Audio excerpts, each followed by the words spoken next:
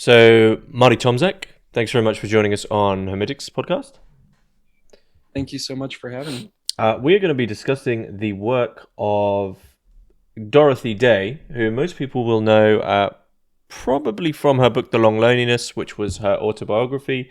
They would also know her really with her work with Peter Morin and the Catholicism, practical Catholicism, and the Catholic Workers Movement, and the paper, the Catholic Worker. But we'll get into all these things, and the work of Day, of course. But before we do so, Marty, just tell us a little bit about yourself, what it is you do, and why the work of Day interests you so much. Absolutely. Yeah. So again, thank you so much for having me on. Excited to do this and excited to share some of Dorothy's work with the listeners. In terms of my own background, I am currently an adjunct professor here in Chicago at Loyola University Chicago. It's our Jesuit institution. Though I will be moving in the fall, I just took a more permanent full-time position at Valparaiso University, also here in the Midwest. And primarily, I am a Dorothy Day scholar doing work on the Catholic worker movement as it relates to political theology specifically. So my kind of two spheres are both being a Catholic worker scholar, but also looking at contemporary radical political theologians in the vein of John Caputo, Richard Kearney, the like. I've got a book coming out in the fall entitled Political Theology Based in Community, Dorothy Day, the Catholic Worker Movement, and Overcoming Otherness. That's under contract with Lexington Press. It's coming out here in the fall. And in terms of answering your question about how I got into Dorothy, really by accident, and in a funny way. So my undergraduate degree was done at Benedictine University here in Illinois as well. And my mentor and my advisor at the time gifted me a copy of The Long Loneliness and said, "You seem like you are in the same type of circles as Dorothy was in terms of both having a Catholic background and being interested in radical leftist politics. You should read this." And Dorothy was actually also an oblate at St. Procopius Abbey, which is the abbey adjacent to the Benedictine campus. So I read The Long Loneliness, started looking at her work, and just kind of fell in love from there. So that's my background in terms of how I got involved. Did my graduate work in church history, and then did my PhD on Dorothy, the Catholic worker, and how they intersect with radical theology. So, is that going to be your first book? Yes, this will be my first monograph. I completed my PhD in November. I spent the year teaching full time at Loyola, and this will be my first book. It's exciting. It's Yeah, exciting. yeah. So, Wow. Well, maybe we'll have some insights into your the array of thinkers that you sort of gravitate around. But as you've already mentioned, it might be a less than orthodox room. I have to ask you the Hermitix question. You can place three thinkers, living or dead, into a room and listen in on the conversation. And Dorothy Day is already in the room waiting. Who do you pick? all right. I will probably throw a curveball for you here. We're going to spend a lot of time talking about Dorothy and a lot of time talking about some of the thinkers that influenced her. So we'll leave kind of that theory for our conversation later. But if again you open the floor to any three thinkers, so these are my three. All right. Number one, I have an ode to your English roots here, and our before you started recording our discussion of soccer or football. Number one, Sir Alex Ferguson. Number two, Jean-Pierre Van Roy, and number three, No Name. Okay, so a little bit of background on those three thinkers and why I chose them. The first one, Sir Alex Ferguson, probably the greatest football manager of all time, um, and someone that we should all look up to and envy. Um, number two was Jean-Pierre Van Roy, and he is the head brewer at Cantillon Brewing in Belgium. And number three, No Name, is the pseudonym for a local Chicago rap artist here. And she is very much involved in kind of leftist, anti capitalist movements throughout the US. And that is the main kind of object of her music.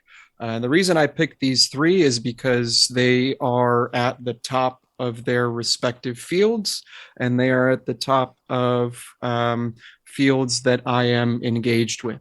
Okay, so obviously Dorothy Day is my academic focus. Mm-hmm. Sir Alex Ferguson, I am a passionate soccer supporter, both of the Chicago Fire, which is our local club here, as well as Man United in England.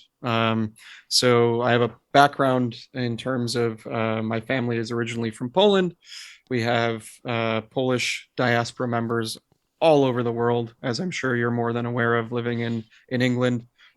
So when I was in third or fourth grade in elementary school, one of my father's cousins sent me a Man United kit here to the States, and I became a fan through that and have watched avidly and enjoyed very much their years of success and not so much their recent decade of poor results.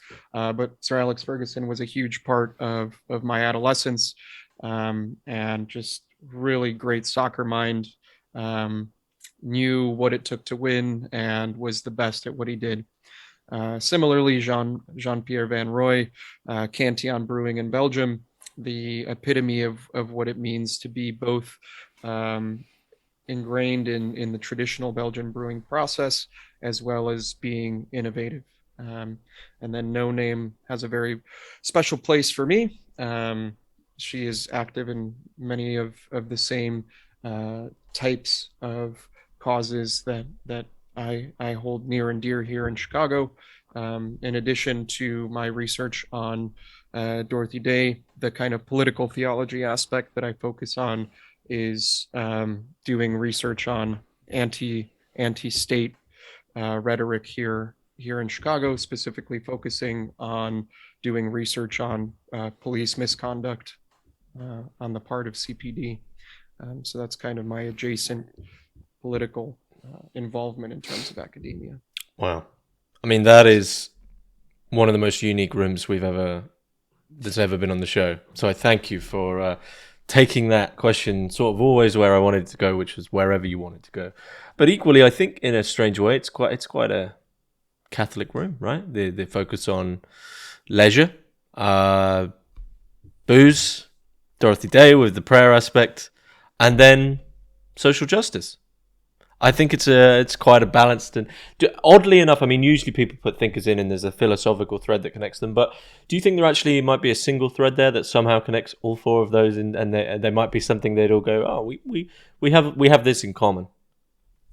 Absolutely. Both having a firm footing in the traditional aspects of their specific fields, but also pushing the cutting edge of what it means to be in each of those positions, right? With Sir Alex, you have the fact that he was very much established in terms of how he ran the football clubs that he was in charge of, but he was also innovative in the sense that he very much, whether it was his time in Scottish football when he broke the kind of duopoly of Celtic and Rangers with Aberdeen, by incorporating non-traditional training methods, or whether it's taking United to the top via involving nutritionists, sports psychologists, right? Things that were not common in the early 90s at the time. Same thing with Jean-Pierre. He is often laughed at in certain, or was laughed at in certain more traditional Belgian settings because of the novelty of the types of wild and mixed fermentation processes that he incorporated in the Cantillon brewing process.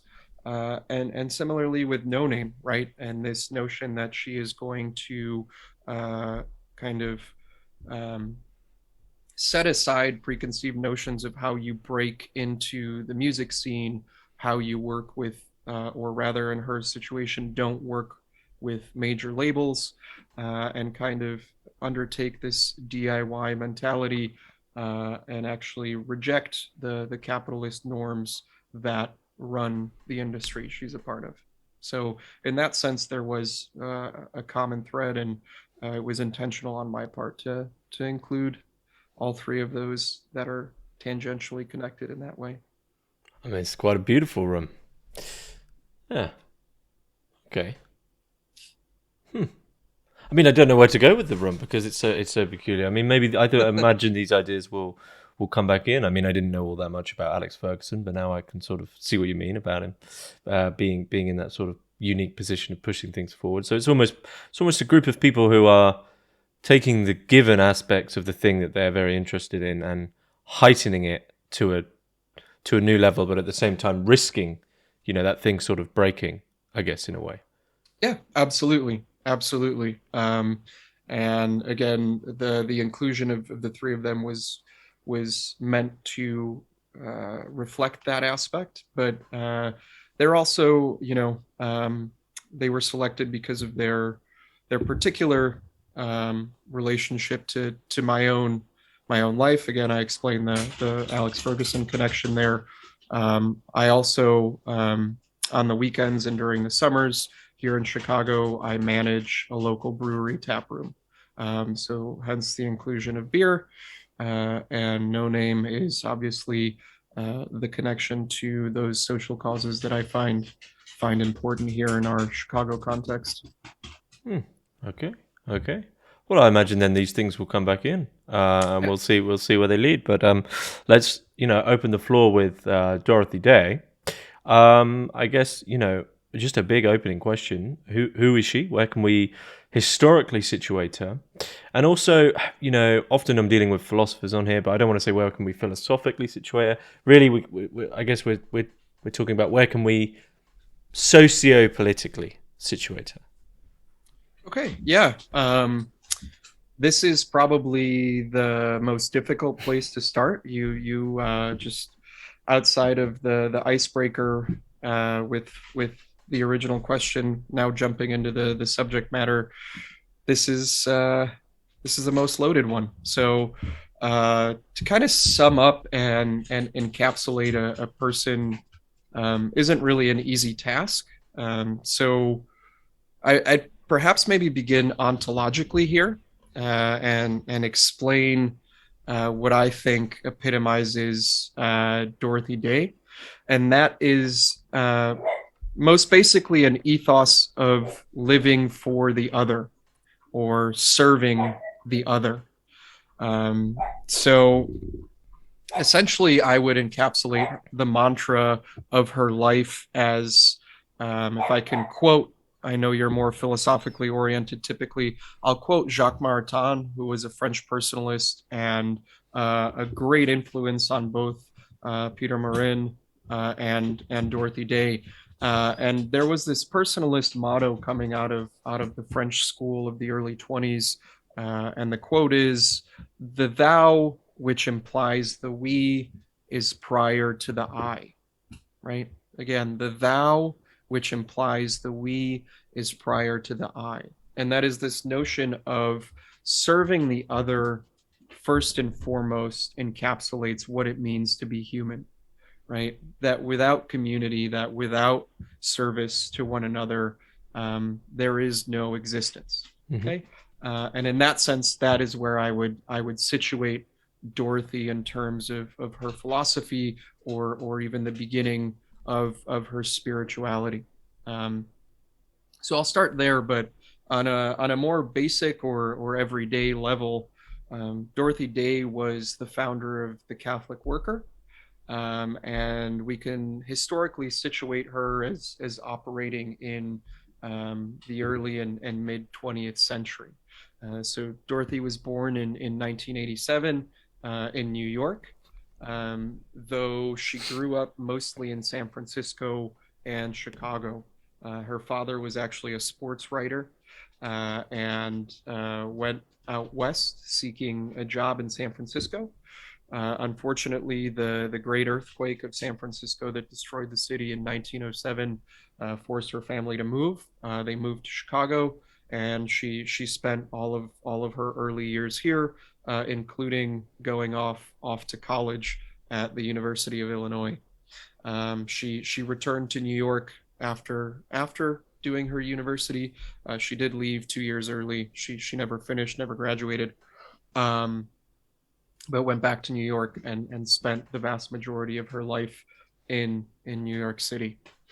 She passed away in 1980, and so that kind of time period of the 20th century saw her witness some of the most tumultuous upheaval here in the States, right? The two world wars, the Cold War, the radical era of the 60s, etc. And so, in that sense, that's where we can place her, historically speaking. Um, I would also say that the vast majority of her early 20s saw her working as a journalist and being involved in radical leftist politics. So she worked for several socialist publications. She was a member of the American Socialist Party. She was a member of the IWW. And she also participated in first wave feminism, though she never labeled herself as such specifically. And then in terms of a marked shift in her own thinking and in her own life, that came in 1932 with the meeting of Peter Morin, who we'll talk about shortly. So that's kind of the wide-ranging scope of history and politics. In terms of her own kind of social and spiritual location, growing up, Dorothy might surprise some if you don't know too much about her roots. Dorothy didn't grow up religious. She wasn't extensively involved in church communities. Her parents did have her baptized in the Episcopal Church here in the States, though they rarely actually attended services. It was just something they did as she grew up. But despite this, Dorothy was always fascinated with spirituality, and she categorized herself as having a tendency towards these kind of greater theological, spiritual questions, or at least a longing of something beyond the mere material. And this was actually an interesting juxtaposition with much of her dedication to leftist politics, and would eventually be a breaking point in her life, as we'll talk about later with some more specifics of her biography. And so, in many ways, you can see her as having this kind of intersection between commitments to the poor, the vulnerable, and the marginalized, as mirrored in Catholic social teaching later in her life, and also having those commitments within leftist circles, right? And so in 1926, a few years prior to meeting Peter Morin, she made the decision to have her daughter Tamar baptized within the Catholic Church. And this moment kind of epitomized and finalized her breaking away from kind of Marxist socialist ideals and moving towards her conversion to Catholicism. So in this way, she would fully commit to the teachings, both doctrinal of the church and spiritual, in terms of commitments to the gospel ethic and a dedication to intentional living in community. So that's kind of a wide overview, and if you have any specifics or questions I can answer in the moment, I would love to. Well, I guess one question is, as we'll get into her relationship with Marxism, leftist politics, anarchism as well. I think you will know more about this than me, but I believe Marx said, is it I probably might get this the wrong way around. Is it either Marxism is a gateway to atheism or atheism is a gateway to Marxism? I can't remember which, but they often complete secularity often goes hand in hand with radical left wing politics. Now, I do wonder if was there ever a point, you often find this in these spiritual figures who've saints as well, who've arose in history. You often find they had a time when they were younger when they had some real discernment. And was there ever a moment for Day when she considered herself agnostic or even atheist? Um, I mean, I would say that she wouldn't consider herself atheist specifically. Um, there's a fun quote that I think might answer this, and that is that of one of her close friends at the Call, which was the socialist newspaper that she wrote for, and we'll get to. It was actually her editor, whose name is escaping me, and he said. Dorothy was always too spiritual to be completely socialist, right? Dorothy was always too spiritual to be completely socialist. And in that sense, I think she was always fascinated by this notion of there being something greater. And that actually inspired much of her work within the secular realm.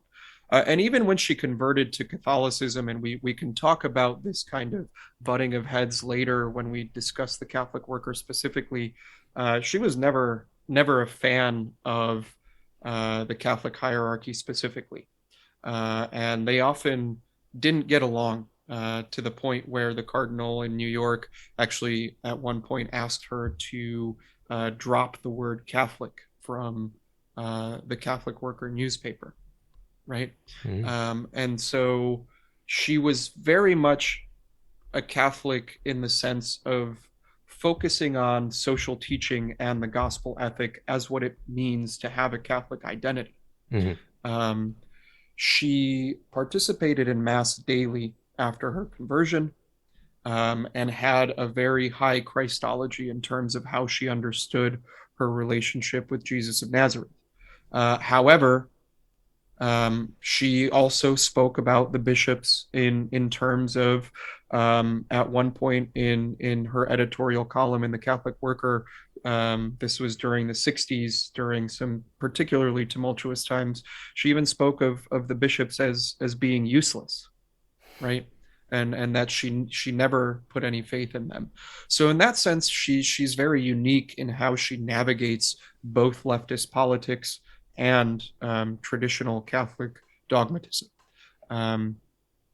If that begins to answer your question. Yeah, it does. It does. I mean, I guess for many Catholics listening, I guess one thing, and you'll have to excuse the sort of hardline question and my knowledge of when the official catechism of the Catholic Church was published. But now I think many people would understand that there is a section in there now which says if anyone is a communist or anything of this sort, but that also does include fascism, I believe, and other, it includes a broad array of what we might consider radical politics. It says it's sort of an automatic excommunication.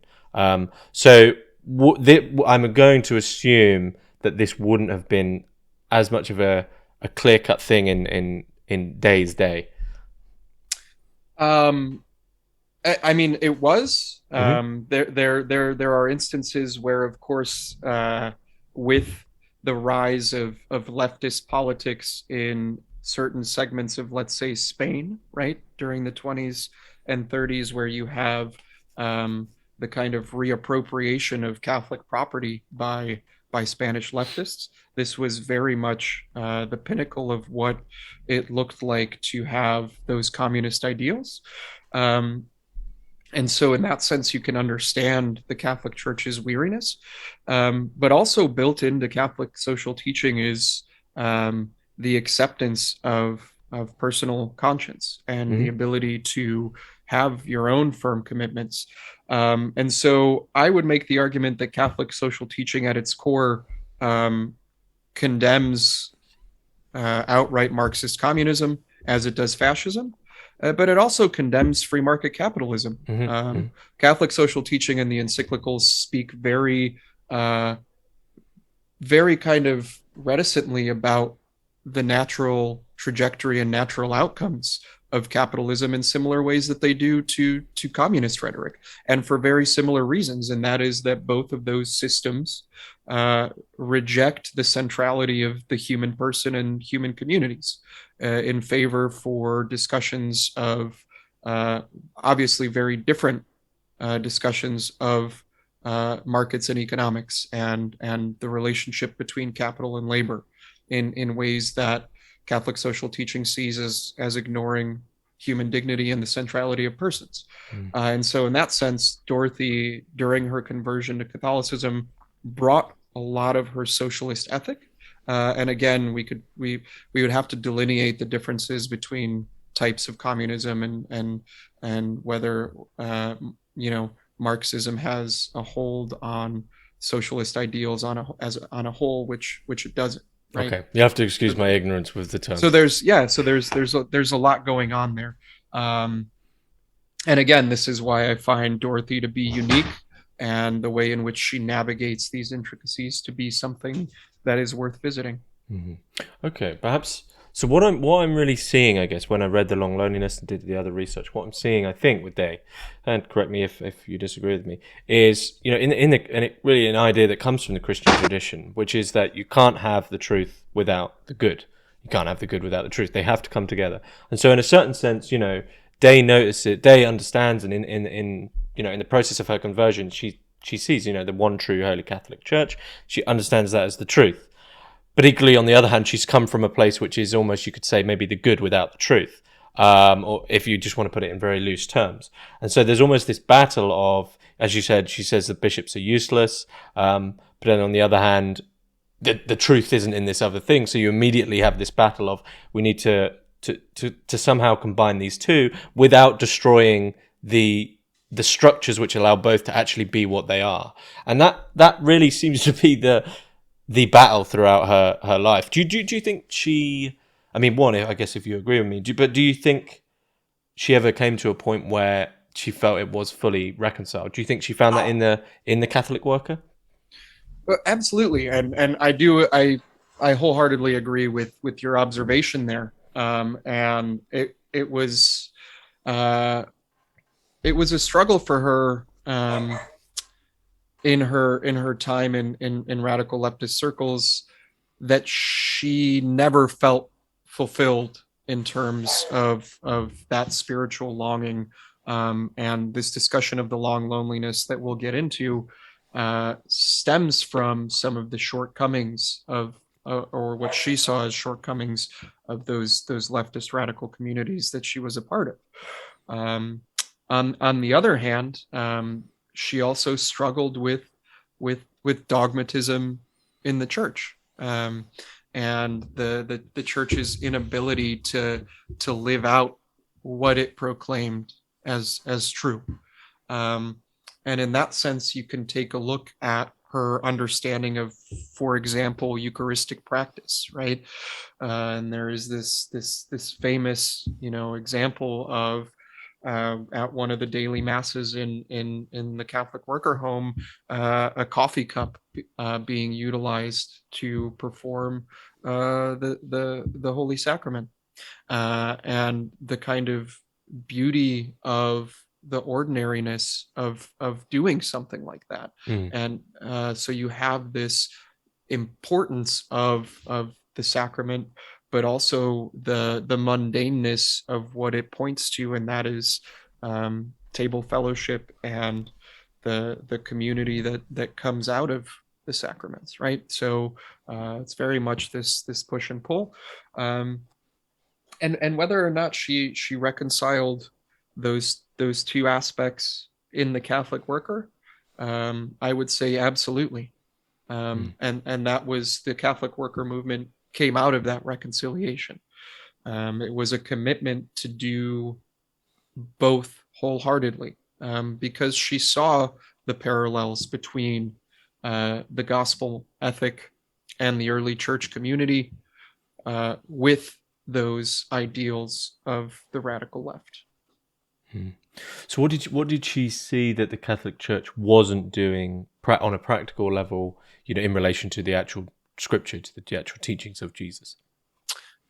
Yeah, absolutely. So one of the central things that Peter Morin taught her is that his analysis of the church was that it had gone stagnant because it had failed to act on its commitment to Catholic social teaching. Right? He wrote this essay entitled "The Dynamite of the Church," and he has this beautiful prose where he talks about the Catholic Church kind of hermetically sealing this great power that they have, and hiding it off in a corner and sitting on it, so to speak.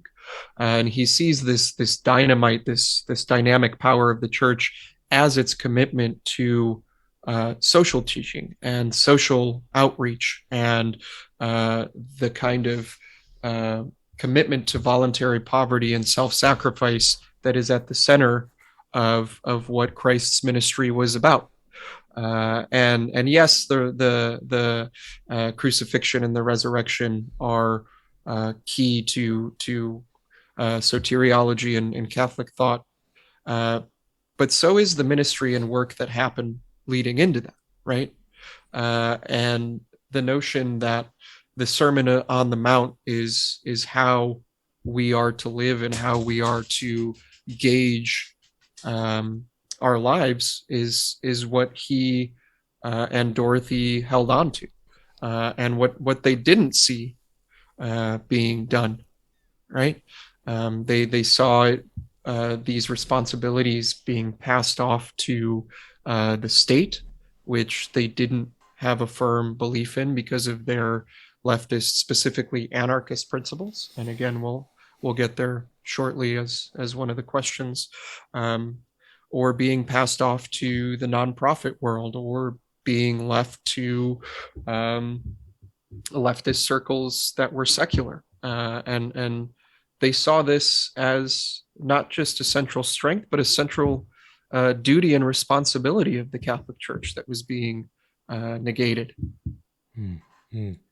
I guess that is a good time to really bring in this relationship. So I think I have tripped up a little bit with the terminology in the questions as you pointed out. So I put, I phrased this question: what then is Day's relationship with Marxism and anarchism? And she has I really should have phrased that: what's her relationship with socialism and anarchism? That would be more apt. So I think, yeah, there's a bad form on my part. But so and I guess this is for people looking from the outside in. They're probably wondering how this relationship could develop whilst simultaneously being a Catholic, and with anarchism, especially in relation to perhaps the idea of to hark back to a very older form of Catholicism, where to live in a theocracy where the state quite literally is combined together, to then have this anarchist outlook would also be another sort of problematic thing. So socialism and anarchism, I guess, are usually seen as, should we say, incompatible. So I guess, what is this relationship, and also how does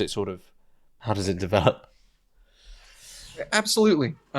So in terms of Dorothy's relationship with socialism specifically, we've kind of touched on it a little bit in the lead up to this question, but she was a member of the Socialist Party of America during her early 20s, and then she studied journalism when she was at U of I here.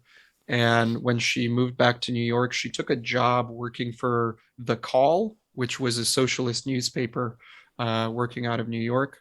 And kind of ironically, she reminisces in The Long Loneliness, when she's writing about this part of her life.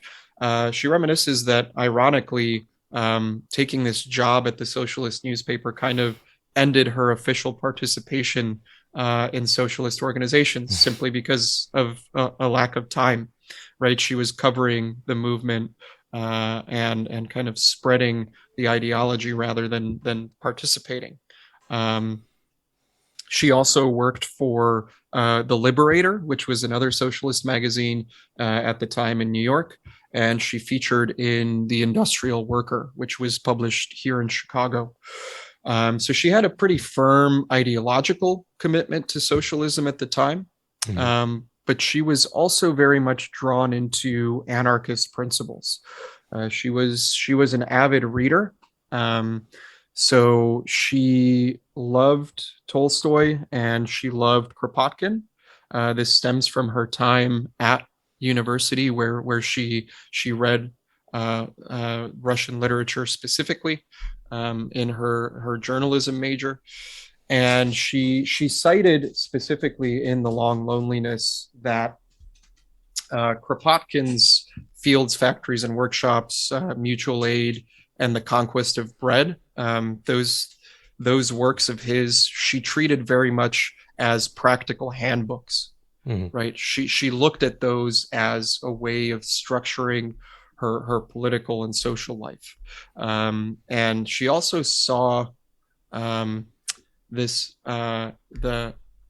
sorry, those were Tolstoy's works. Kropotkin's Memoirs of a Revolutionist served as kind of an ideological inspiration for her. And later on, when she met Peter Morin, he was also a fan of Kropotkin and Tolstoy, and saw them as leading lights for how he developed the ideology of the Catholic worker. And in that sense, she already had those allegiances, but Peter brought in a way of reconciling those with Catholicism. And as you pointed out, we often see anarchism as antithetical to Catholic ideology, right? Part of that has to do with what you brought up of the idea of Christendom and this embeddedness of state theology in the medieval period. But the way that Peter and Dorothy, and I would say myself, as someone that associates myself with anarcho-pacifism and anarcho-Catholicism, the way that we would reconcile those things is that if you return to the texts of the gospel, if you return to the New Testament on the whole, and if you return to the patristic period of the church prior to the Constantinian Revolution, you will see that actually the church at that time was more akin to what we would see as socialist and anarchist trends. Obviously, it's not categorized as such because the time period predates the use of those terms. But Dorothy and Peter categorized the Catholic worker as anarcho-pacifist specifically. So the way that she did this was she pointed to St. Paul as a proto-anarchist, and said that the way in which St. Paul circumvented the hierarchical norms of the early church period, of the Hellenistic period, in which you had very distinct ways of moving about the Greco-Roman world, and the church community essentially flipped all of those on their head. If you take a look at the way in which Christ ran his own ministry and circumvention of hierarchies and kind of undoing the norms of both the social, political, and religious spheres, right? Jesus didn't end up on the cross by happenstance. He didn't do so by merely preaching that we should be nice to people. He ended up on the cross because he was anti-fascist, right? In the most original sense of that word, right? Fascio being a bundle of sticks that was a metaphorical symbol of the strength and unity of the Roman Empire, right? He stood up against that and everything that he did by saying that we should care for the most vulnerable being abandoned in the backwaters of Judea by both the religious and political hierarchies around him. And so in that sense, we have from its very inception the notion that the Catholic faith is ingrained with those ideals.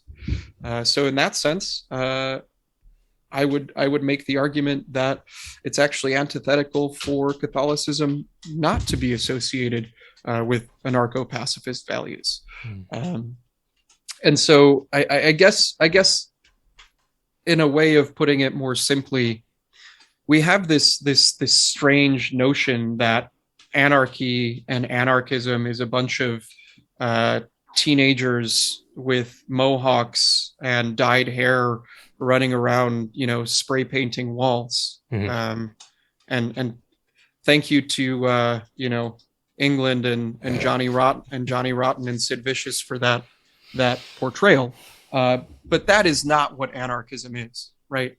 Anarchism is the rejection of the state apparatus in favor of communal organization, in favor of mutual aid, in favor of each and every one of us coming together to take care of our basic needs.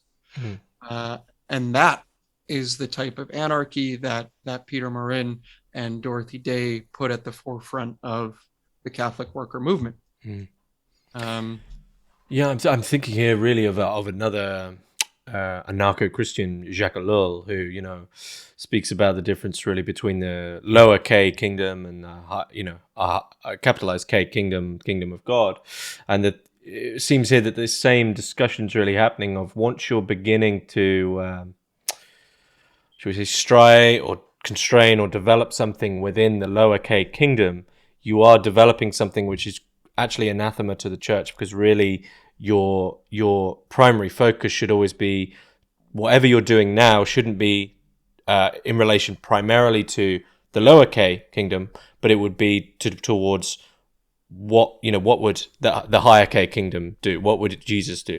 So you always have to have that relationship of the world almost comes second to the ethics and to the teachings of Christ, but it's often forgot. So as soon as it's almost like quite a difficult relationship, I guess. And I guess this is really what Day's experiencing, and maybe this relates actually to what the long loneliness is. But to what extent do you invest your efforts in this kingdom, the lower kingdom, if you like? How far do you go before you lose sight of the kingdom of heaven? Yeah, I think that is certainly a struggle that Dorothy and Peter had in their work.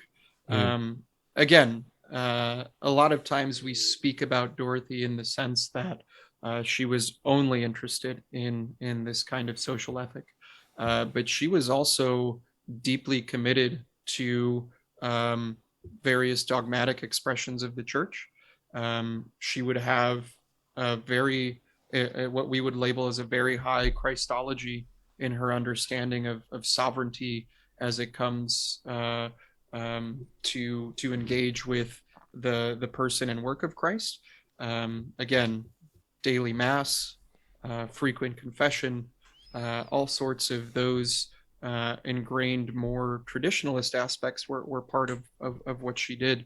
And so she was someone that understood her work as relating to both the lower K and uppercase K kingdom, as you mentioned, and finding that balance was something that she strived for in her life.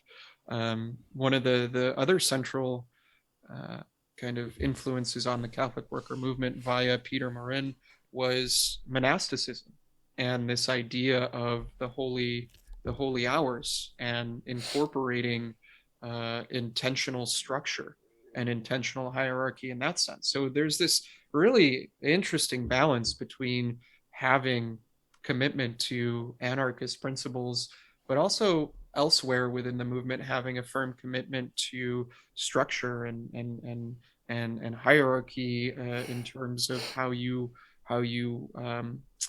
run your spiritual life, if not the Catholic worker homes themselves. But, yeah, I mean that was a big question I had later on. A lot of people from this might say, well, what's going on with tradition here if you're bringing in all these quite modern, seemingly modern ideas? Once again, I'm sort of playing devil's advocate in a way of hamstringing all these ideas into the typical cliches of what they are. But it's quite a strange thing to think that on the one hand, socialism, anarchism, feminism to a degree, and then on the other hand, still adhering to the hierarchical traditions of the church. I mean, does this notion of tradition change at all here? So yeah, I think that when we speak about capital T tradition in the Catholic realm, um, when I'm teaching my theology classes, we talk about tradition as a collection of promulgations from the papacy and the Catholic hierarchy as those canonical works of Augustine, Aquinas, the early church writers. We talk about that as tradition, and in that sense, Dorothy and Peter were very much tied to capital T tradition. The way in which they framed the goals and the trajectory of the Catholic Worker newspaper and the Catholic Worker movement were structured around the papal encyclicals, Mm. right? They read the papal encyclicals religiously. They read the papal encyclicals in a way that elevated them to a status of almost programmatic outlaying of what they thought they were doing, right? They spoke about Catholic social teaching and the papal encyclicals as the guide for their work. They saw the Catholic worker as a lay response to what the hierarchy was calling for. So in that sense, she had this, weariness and rejection of certain aspects of the hierarchy, but also um, had a great respect for those priests and religious that they did work with. So again, a lot of contradictions, but also um, a lot of intricacy in how she navigated those relationships. Mm-hmm. And so, we've mentioned him quite a few times, but who was this figure of Peter Morin? Because when he comes in, he from the long loneliness, from the autobiography, it almost seems that he's already got a vision in mind. He's already got something he wants to build in mind, and he suddenly turns up. So who is this? And also, I guess I would ask the question: do you think he's been a bit overshadowed in a way? Sure. So I'll address the first part of the question in terms of situating who Peter Morin is. He is the um, often seen as the theorist behind the Catholic worker movement. He was a French migrant who grew up actually um, in the French countryside on an early semi-anarchist farming commune, right? So he grew up living on the land, was a member of the Christian Brothers, which was an early kind of monastic, uh, kind of both monastic and uh, academic, as well as farming oriented movement. And in that sense, he understood himself as self sustaining off the land from a very early age.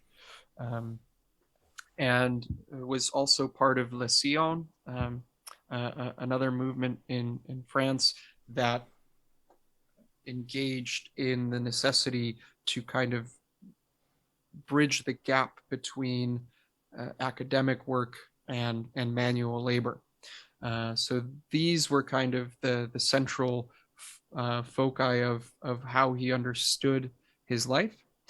He left France because he was also a staunch pacifist, and he ran away to Quebec in order to escape mandatory military service.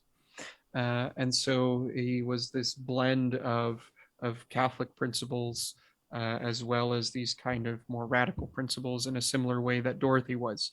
But he was more the philosopher Mm. than Dorothy, and so he moved to Quebec and had a failed stint as a homesteader out there, and then moved to New York and always saw himself as trying to create a movement that would bridge those gaps between labor, Catholicism, academic philosophy, and community.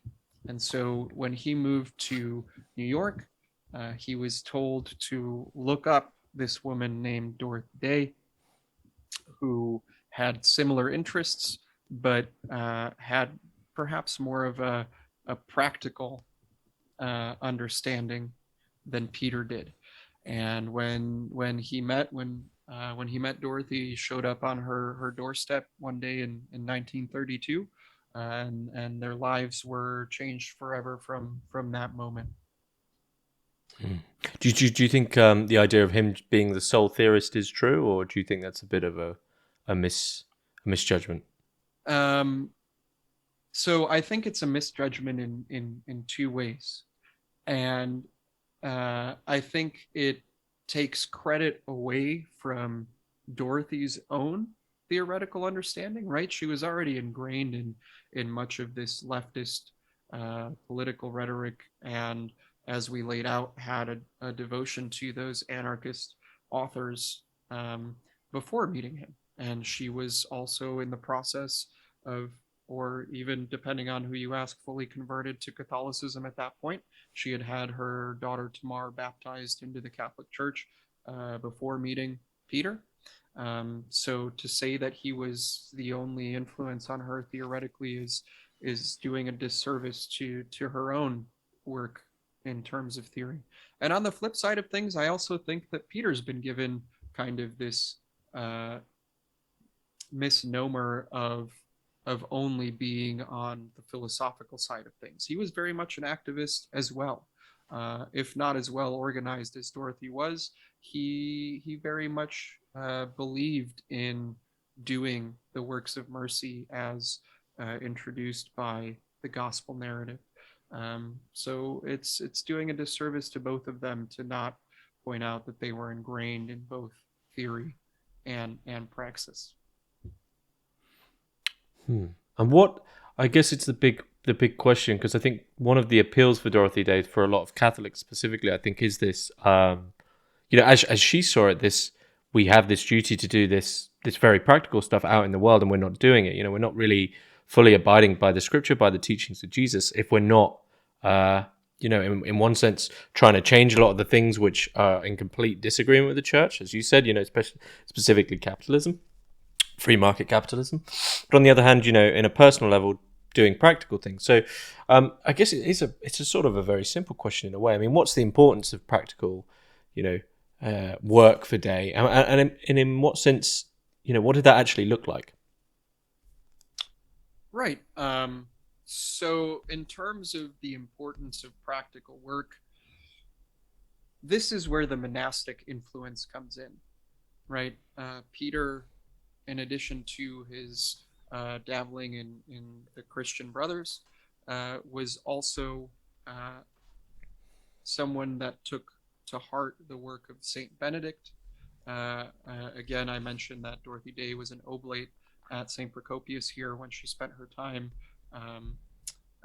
at Chicago houses of hospitality. And in this sense, the church at its roots in that monastic vein sees a very spiritual aspect of manual labor or of practical work, that it is both physically taxing but also spiritually life-giving, right?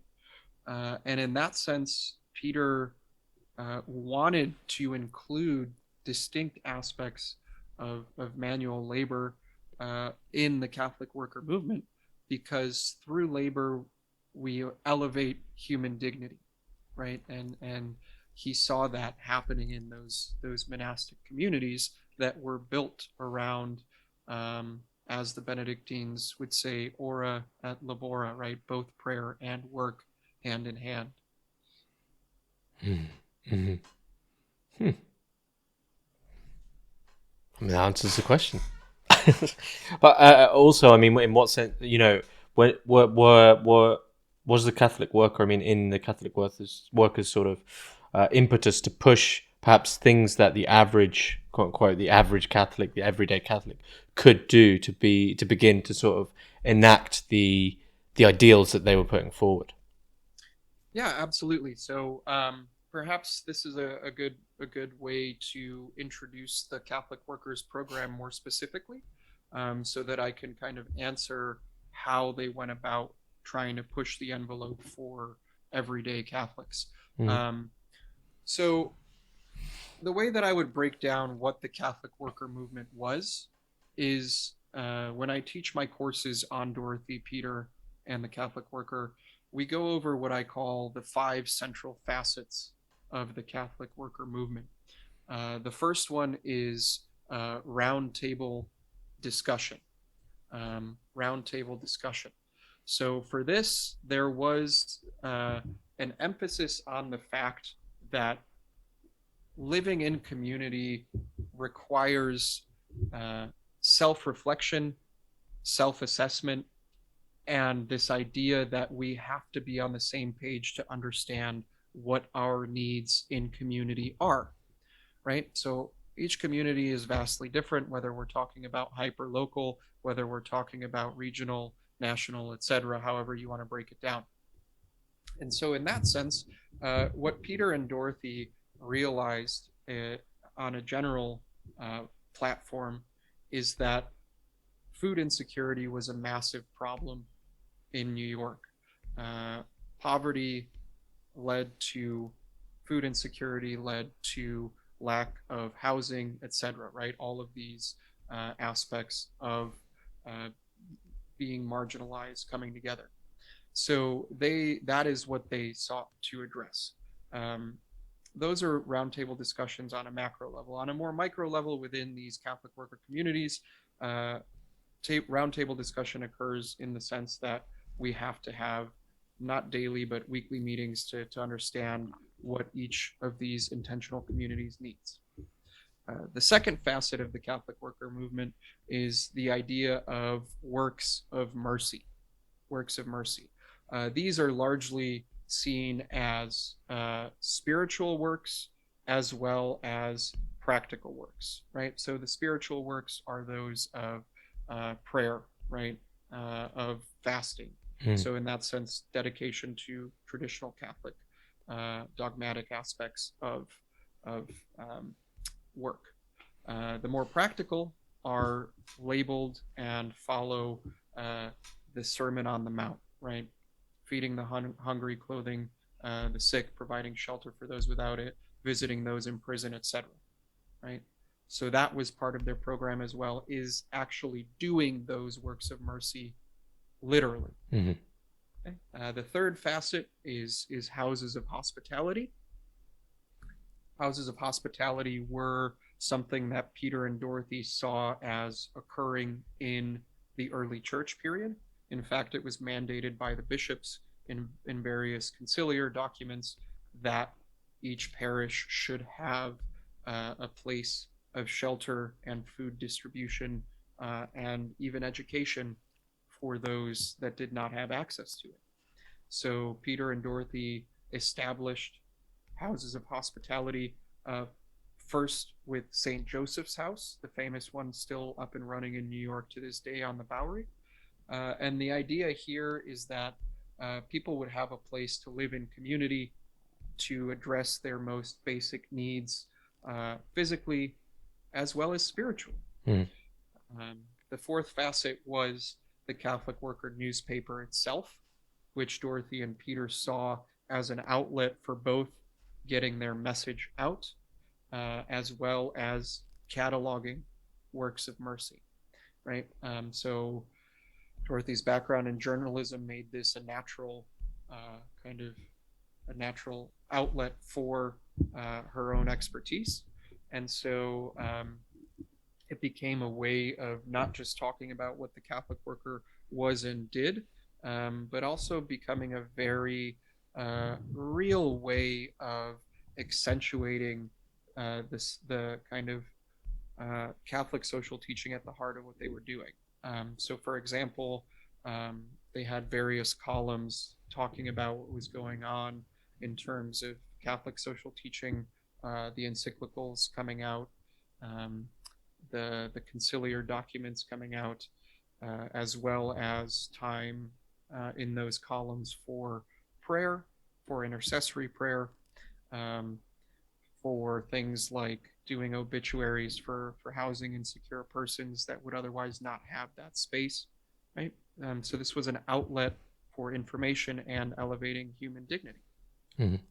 And the fifth facet of the Catholic worker is Peter's idea that we must return to the land, right? Or sometimes known as Maurin's Green Revolution, and the notion that we have to be self sustaining, that these houses of hospitality, that these live in communities have to be self sustaining off of the land.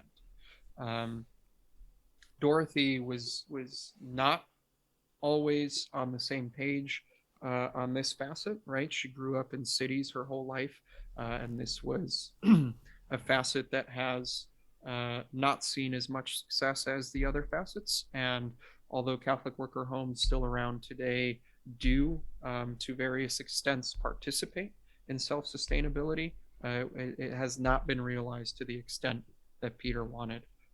So, those are the aims of the Catholic worker. Again, the five facets are works of mercy, houses of hospitality, roundtable discussion, that return to the land, and the newspaper itself. So, in that sense, this is the work that they saw themselves as doing. If that begins to answer your question of how and why and what they did. Oh, definitely, definitely. Excuse my ignorance. Is it, the Catholic worker? Is it still running? Yes, yes, it is. So one thing that is kind of a misconception is that the Catholic worker was some type of movement in the eyes of Peter and Dorothy. Maybe Peter had the inclinations that this was a movement, but Dorothy saw this as the way that she was going to live her life faithfully to the church and its message, right? And she inspired people to do similarly. And in this sense, the model of Catholic worker houses of hospitality is still very much around. So, for example, we have three Catholic worker homes here in Chicago. We have St. Francis House on the north side, Su Casa on the south side of Chicago, and then we have Nativity House out in the suburbs. And so they subscribe to those five facets of the Catholic worker in different ways. And that is because each community sees the outworking of works of mercy differently. So, for example, Sukasa on the south side here started out at a time where the biggest communal need in their eyes was the influx of migrant migrant workers and refugees from Central America during the U.S. Kind of CIA and state coups of governments there. So Chicago in the late 80s, early 90s saw an influx of persons displaced by these actions of the state, and Sukasa offered a place of refuge specifically for um, mothers and children coming from those areas, and mothers and children experiencing domestic violence once they got here. So they saw that as their main way of doing works of mercy. Sukasa has since evolved under Clinton, and this is perhaps a microcosm of how leftists aren't actually left here in the States. Under Clinton, that refugee status was revoked, and refugee kind of visas were no longer given to Central Americans. The back of the yards neighborhood in which Sukasa is located has fundamentally changed since then, and now they primarily see themselves as doing food insecurity work for their surrounding neighborhood, and things like safe spaces for the youth, which is predominantly African American and back of the yards now. Um, and so they see their work as doing that. Contrastingly, St. Francis House here on the north side in Uptown sees themselves as providing mainly a place to live for persons that are housing insecure on a long-term basis. Nativity House out in the suburbs sees their main mission as providing housing for specifically pregnant and nursing mothers that are facing housing insecurity. So again, all see themselves as inspired by Dorothy and the Catholic Worker, but functioning in different ways. And so in that sense, they're very much vibrant and alive. Um, and the Catholic Worker has influenced many Americans. Perhaps most famously, Martin Sheen lived in the Catholic Worker in New York. Dorothy Day was very much inspirational to him. When he was a starving actor, quite literally, he went to the soup kitchen at the Catholic Worker in New York, and has taken that with him throughout his life and career, even playing Peter Maurin in a film about Dorothy Day. Wow. Wow. So I all of mean, that is a roundabout way to say yes, the Catholic Worker is very much around. mm. So, I mean, I guess that's the place where we can practically find Day and Morin's influence. But I mean, theoretically, where might we see their influence today with people who are sort of using their writing as a a building block for their own thought, other than yourself? Sure. I think we see it far beyond just the academic level, right? This is the academic field that I have decided to engage in, but I think the long loneliness is used throughout Catholic circles here in the U.S. It's seen as an inspirational uh, text in dealing with trials and tribulations and the kind of darker aspects of the human condition that we all experience. I think that especially now, as Dorothy's canonization process is well underway, it's utilized as a text that can be read in spiritual circles, whether it's in Catholic educational circles, whether it's in parishional circles. I think that it is a widely approachable text. I use it in my courses at the university level, in my introductory courses.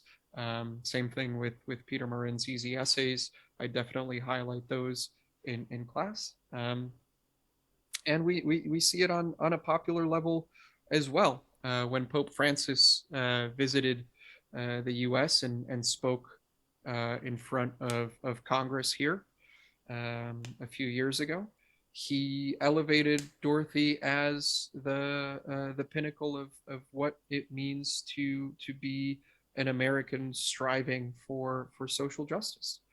She was elevated alongside Martin Luther King, Thomas Merton, and Abraham Lincoln.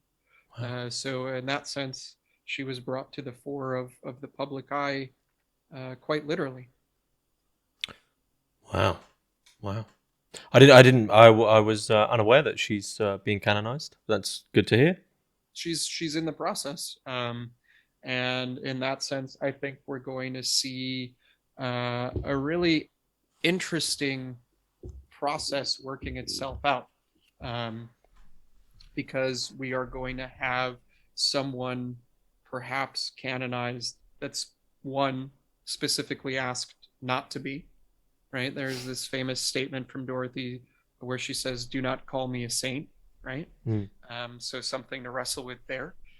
We are also going to see the canonization of someone that might cause a stir among the rising neo-Orthodox right-wing Catholics for any number of reasons, right? Her allegiances to leftist politics, but also the fact that Dorothy Day is someone that had an abortion, right, and wrote about that in The Long Loneliness. And she is also someone that is a survivor of 2 suicide attempts. Um, and so in that uh, trajectory of speaking about the darkness of the human condition in The Long Loneliness, she offers us a very raw and real saint, so to speak. Um, so she is now, I would say, in the middle of the process of canonization. And it'll be interesting to see, uh, and this is just speculation on my part, I think that we might see the first instance of everyday works of mercy being counted as the miracles that need to be attested to for her canonization, rather than some sort of traditional miraculous occurrence. So I think that would fall in line both with Dorothy as well as in the vein of what Pope Francis has modeled his papacy after. And I'm going to assume that The Long Loneliness would be the book where you would advise people to begin if they wanted to now to go, oh, this Dorothy Day sounds like someone I would like to read or look into more. That The Long Loneliness would really be the best place to begin. I would actually say no. So Okay then. I think The Long Loneliness requires a firm time commitment. It is a wonderful read. It can be a quick read, but it is also a full length autobiography, right? In that sense, if kind of the curiosity of the listeners has been piqued, I would actually recommend visiting CatholicWorker.org or Marquette University's archival website. The Dorothy Day collection is held at Marquette University in Milwaukee. And I would start there because they have archived every issue of the Catholic Worker newspaper.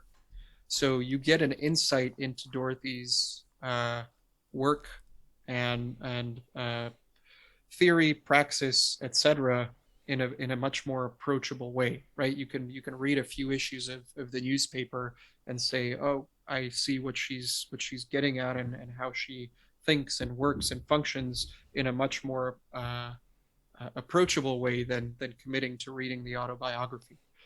Similarly, both of those collections contain easy essays, the kind of short philosophical quips from Peter Morin, and those are not only witty and show the theory behind what Peter and Dorothy were doing, but are also approachable. Wow. Okay, good place. Be sure to put those links in the description below. And of course, your book. When will we be able to purchase or look into your book? How long? Yeah. So my book is currently being it is being edited or in the process of being peer reviewed. So I believe their date for getting back to me is July 1st with their edits. And from there, we will go ahead and publish after I make those changes. So I'm looking at early fall of 2022. And again, that's with Lexington Academic Press. And the title is Political Theology Based in Community, Dorothy Day, the Catholic Worker Movement, and Overcoming Otherness. So I would very much appreciate purchasing that book, as it is my first monograph, and therefore proceeds are tied to the number of sales I make. So there is my shameless plug. Oh, that's absolutely fine. I'd love for you to come on again and discuss that book when it's released. Absolutely. Yeah. I think that's unless there's anything you'd like to add or feel we should add, I think that's a good place to finish up. Yeah, I would leave it on this one note, and that is that the ethos of Dorothy and the Catholic Worker Movement is that we have the responsibility and the ability to elevate the human dignity of everyone around us on a daily basis. And this can occur in the most basic of ways. And so I encourage listeners to, whether or not this is going to be a life-changing interaction with Dorothy Day or not, that you take some time to reflect on the way in which we can make the lives of those around us better, even in the most simplest of actions. Marty Tomszak, thank you very much. Thank you so much, James, for having me on, and I'm excited to share Dorothy via this medium.